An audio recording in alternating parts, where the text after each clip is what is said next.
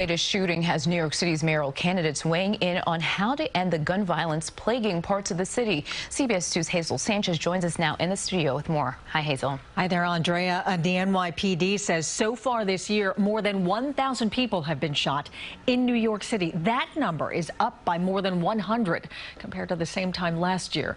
The two men, hoping to be the next mayor, are campaigning on a platform to change this disturbing trend.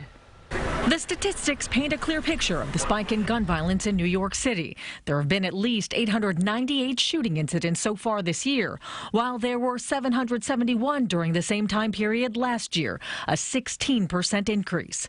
In June, Mayor de Blasio announced a collaboration between the ATF and NYPD to combat gun violence. Today, the two men vying to take his job in November visited the mass shooting scene in Corona, Queens today to say more needs to be done. What I, as mayoral candidate Curtis Sliwa, would do immediately is something that our mayor is afraid to do, which is hire more police.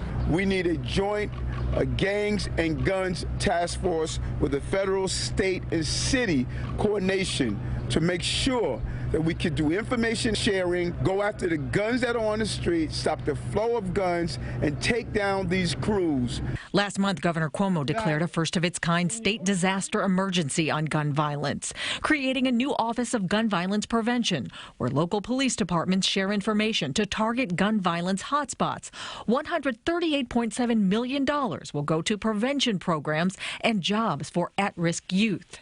Democratic candidate Eric Adams is pushing for the reinstatement of the NYPD's plainclothed anti-gun unit and a crisis management team to target the biggest contributor to gun violence, gangs. We need a full comprehensive approach of every level of law enforcement and the support services so we can go after this entire problem. How we feed gun violence. Republican candidate Curtis Sliwa is pushing for more police funding and manpower as gang-related violence grows. There has to be stop and frisk. If you're not stopping and frisking these young men who are at war with one another, you're guaranteeing that more of them are going to come out with loaded handguns, with 9mm, and start popping shots.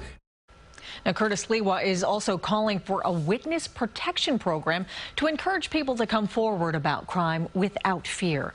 Adams says he'd like to see the creation of a special prosecutor to handle gun-related crime so perpetrators are brought to justice more efficiently. Andrea?